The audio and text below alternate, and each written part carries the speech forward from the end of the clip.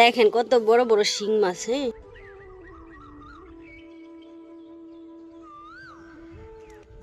দেখছেন মানে অনেক বড় বড় মাছের ভিতরে কিন্তু ডিম রয়েছে আর কি। দেখেন একটা মাছ কিন্তু মরে না, এটা উল্টেই রয়েছে। ওনার এটা ওনার গুণ। মানুষের না কত রকমের গুণ থাকে। আর মাছগুলো একটু দেখেন কতটা মোটা মোটা আর কি। এই যে আসলে এই মাছগুলা বানানো কষ্ট, ভিতরে রক ফালাইতে হয়। তারপর মানুষ বলে এই শিং মাছ নাকি সহজ। আমি আগে মনে করতাম, কিন্তু এখন দেখি না, কষ্ট এগুলো মাছ বানানো। আর এই যে এখন আমরা মাছগুলোকে কেটে নিব, কেটে তারপর মাছগুলোকে রান্না করব আর কি। আর দেখেন অনেকে কিন্তু জানেন না এগুলো দেশি কিনা ফার্মের।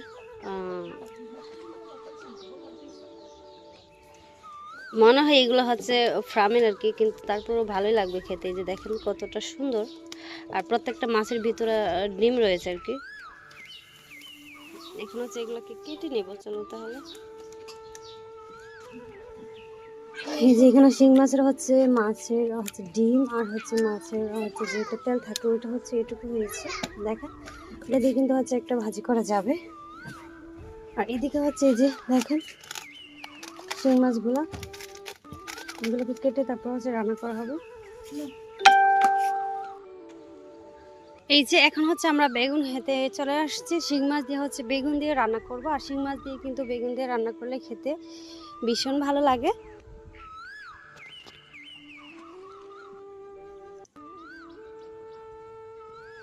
আর এই যে দেখেন আমাদের এই বেগুনগুলো ছোট, একটু বড় বড় বেগুনগুলো দেখে দেখে নিব আর কি।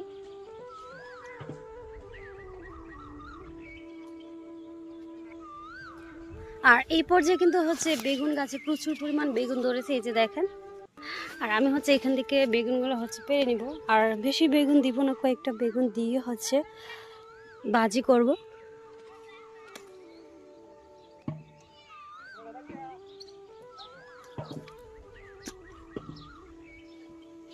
আর বেগুনে কিন্তু প্রচুর পরিমাণে পোকা হয়। এই যে দেখেন কত সুন্দর একটা বেগুন, একেবারে পোকা ধরে গিয়েছে। আর এই পর্যায়ে কিন্তু বেগুন খেতে প্রচুর পরিমাণে বেগুন আসছে। দেখেন ছোট ছোট যে বেগুনগুলা।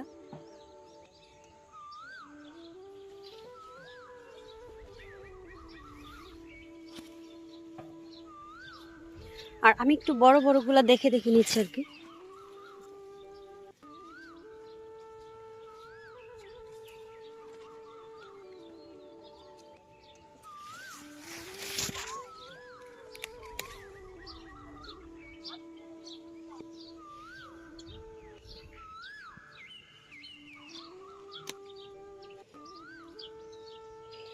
আর বেগুনগুলো না তেমন একটা বড় হয় না আর কি, একটু ছোট ছোট। তারপর ওইগুলো আমরা নিয়ে নিব। আর বেশি বেগুন যদি বয়স হয়ে যায় তখন কিন্তু খেতে ভালো লাগে না।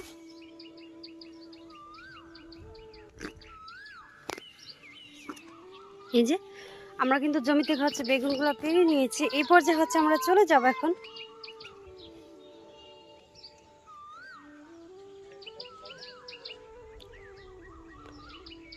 এই যে আমরা গাছ থেকে কিন্তু বেগুন পেরে নিয়েছি, এখন আমরা চলে যাব।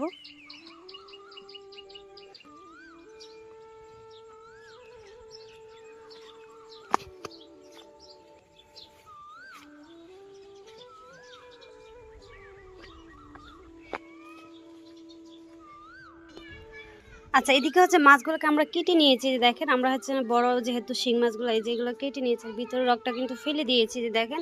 আর বেগুন দিয়ে আমরা ভাজি করব। আর সাথে আমরা ভেন্ডি ভাজি করব। আর এখানে কাঁচামরিচ নিয়েছি। চলুন এখন আমরা চলে যাই রান্নাতে, যেহেতু আমাদের সবকিছু রেডি। আর আমরা কিন্তু আজকে বিকেলে রান্না করছি, একেবারে সন্ধ্যা হয়ে গিয়েছে। এই যে দেখেন একেবারে কিন্তু সন্ধ্যা। আর সন্ধ্যায় কিন্তু আমরা রান্না করব আজকে। এই যে এদিকে প্রথমে চুলায় প্যান বসিয়ে দিয়েছি। আর এখানে আমরা দিয়ে দিব সয়াবিন তেল। আমরা প্রথমে ঢেঁড়সটাকে ভাজি করে নিব। চুলার তেলটা যখন গরম হয়ে যাবে তখন এখানে দিয়ে দিব প্রথমে রসুন কুচি। তারপর দিয়ে দিব পেঁয়াজ কুচি। আর ভাজিতে বিশেষ করে একটু রসুনটা বেশি দিতে হয় পেঁয়াজ থেকে। আর এখানে আমরা দিয়ে দিব কয়েকটা কাঁচামরিচ ফালি করা। এখন এগুলোকে একটু ভেজে নেব কিছুক্ষণ।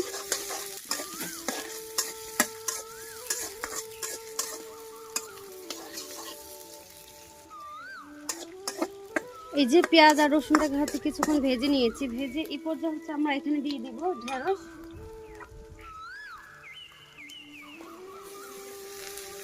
এই যে ঢেঁড়সটা দিয়ে দিয়েছি।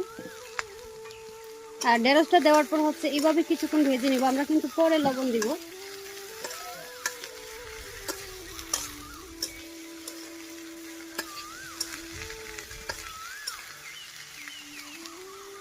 এখন হচ্ছে ঢেকে আমরা কিছুক্ষণ রান্না করব প্রথমে।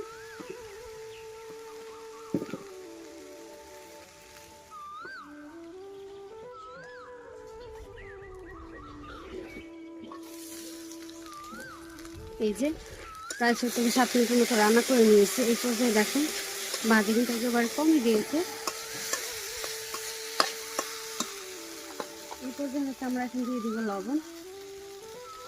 আর লবণটা অবশ্যই সবার লাস্ট দিবেন, তাহলে দেখবেন যে হচ্ছে কালারটা সুন্দর থাকবে আর হচ্ছে আটা আটা হবে না। এখন দিয়ে আর হচ্ছে 2 থেকে 3 মিনিটের মতো রান্না করব, তারপর কিন্তু আমরা হচ্ছে উঠিয়ে নিব। আর আমরা কিন্তু আর এখানে আর ঢাকনা দিব না। এই যে এই পর্যায়ে হচ্ছে আমরা কিন্তু আরো কিছুক্ষণ রান্না করে নিয়েছি। এখন হচ্ছে আমরা এখানে দিয়ে দিব কিছু ধনিয়া পাতা কুচি। এই যে কিছু ধনিয়া পাতা দিয়ে দিচ্ছি, দিয়ে হচ্ছে একটু নেড়ে মিশিয়ে তারপর কিন্তু হচ্ছে আমরা উঠিয়ে নিব। আর আমাদের ভাজি কিন্তু এই পর্যায়ে হয়ে গিয়েছে, দেখেন।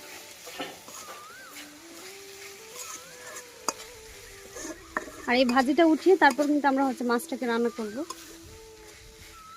এখন কিন্তু ভাজি হয়ে গিয়েছে, উঠিয়ে নিব। এদিকে হচ্ছে চুলায় আবার প্যান বসিয়ে দিয়েছি, এখানে হচ্ছে দিয়ে দিব সয়াবিন তেল। প্রথমে আমরা হচ্ছে মাছগুলোকে ভেজে নিব।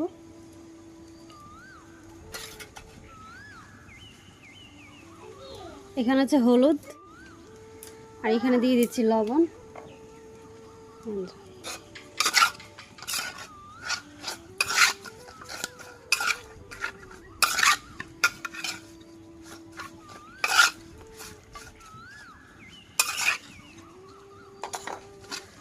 এই যে হলুদ লবণ দিয়ে হচ্ছে মাছগুলোকে মেখে নিয়েছি। এখন হচ্ছে মাছগুলোকে ভেজে নিব আর কি। আর তেলটা যখন গরম হবে এই পর্যায়ে আমি মাছগুলোকে দিয়ে দিব।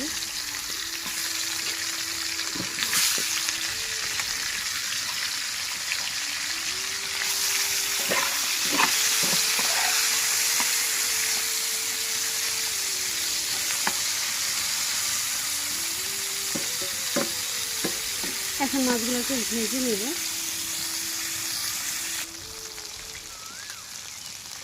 এই যে মাছগুলোকে কিন্তু হচ্ছে আমরা ভেজে নিয়েছি, দেখেন। এই পর্যায়ে হচ্ছে মাছগুলোকে উঠিয়ে নেব।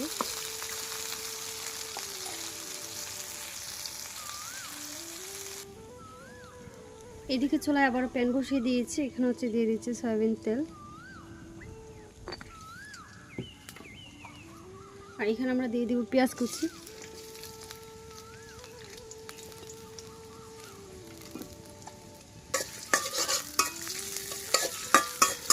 পেঁয়াজটাকে 1 মিনিটের মতো ভেজে নিয়ে তারপর হচ্ছে আমরা এখানে দিয়ে দিব বেগুন। যে বেগুনগুলো আমরা হচ্ছে কেটে রেখেছিলাম।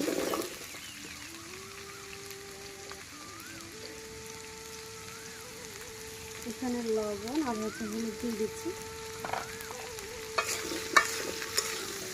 প্রথমে আমরা হচ্ছে বেগুনগুলোকে ভেজে নিব, ভেজে তারপর কিন্তু হচ্ছে রান্না করব।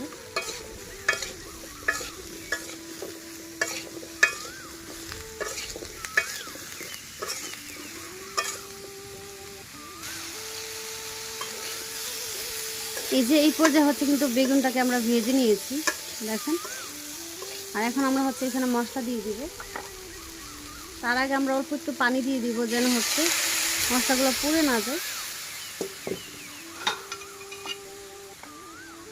এখানে হচ্ছে দিয়ে দিচ্ছি লবণ, মরিচের গুঁড়া, হলুদের গুঁড়া, আর অল্প দিয়ে দিচ্ছি ধনিয়া।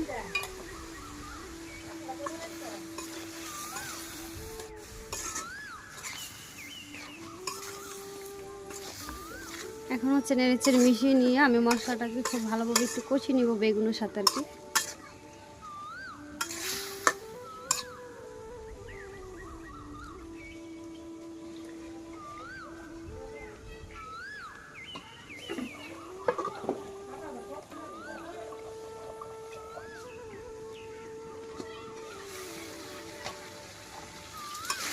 এই যে আমরা কিন্তু হচ্ছে বেগুনটাকে কষিয়ে নিয়েছি, এই পর্যায়ে হচ্ছে আমরা এখানে মাছটা দিয়ে দিব, যে মাছটা আমরা ভেজে রেখেছিলাম।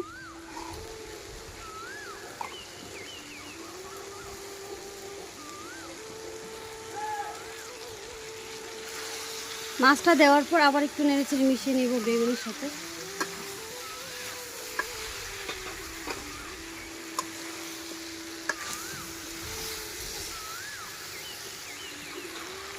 দু মিনিটের মতো কষিয়ে নিয়েছি, এই পর্যায়ে হচ্ছে আমরা এখানে দিয়ে দিব পানি।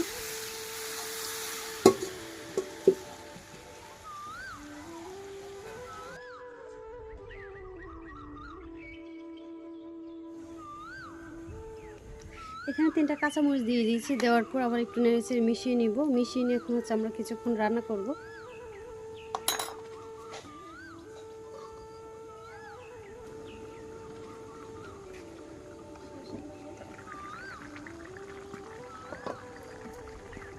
আচ্ছা, এই পর্যায়ে আমরা হচ্ছে কিছুক্ষণ রান্না করে নিয়েছি, যে দেখেন আমাদের হচ্ছে তরকারি কিন্তু প্রায় হচ্ছে শেষের দিকে রান্না। এখন হচ্ছে আমরা কিছুটা ধনিয়া পাতা দিয়ে দিব।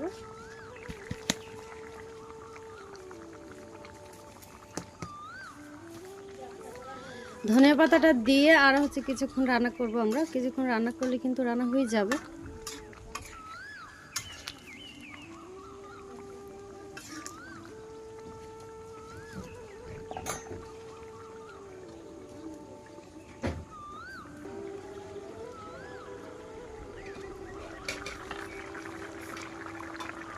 এই যে এখন হচ্ছে আরও কিছুক্ষণ রান্না করেছি, আর হচ্ছে আমাদের রান্নাটা কিন্তু শেষ। এই যে দেখেন আর রান্নাটা কতটা সুন্দর হয়েছে। আর আজকে ভিডিওটা এখানে শেষ করি, যেহেতু অনেক রাত হয়ে গিয়েছে রান্না করতে করতে। আর আশা করছি এই ব্লগটা আপনাদের কাছে খুবই ভালো লাগবে। আর আমি হচ্ছে আপনাদের একটু সার্ভ করে দেখাই যে হচ্ছে রান্নাটা কেমন হয়েছে। এই যে দেখেন মাশাআল্লাহ কতটা সুন্দর হয়েছে কালারটা। আর আজকে এই বেগুন দিয়ে হচ্ছে শিং মাছের ঝোলটা খেতে ভীষণ মজার ছিল, যেহেতু আমরা হচ্ছে একটু চেক করে দেখেছি। আর আশা করছি এইভাবে যদি কখনো বাড়ি থেকে পেরে এনে হচ্ছে বেগুন দিয়ে এইভাবে হচ্ছে শিং মাছ রান্না করেন, তাহলে কিন্তু সবাই অনেক বেশি পছন্দ করবে। আর আজকে আমি এখানে বিদায় নিচ্ছি, যেহেতু রাত হয়ে গিয়েছে। সবাই ভালো থাকবেন, সুস্থ থাকবেন। আবার দেখা হবে অন্য একটা ব্লগে বা অন্য একটা ভিডিওতে। আল্লাহ হাফেজ।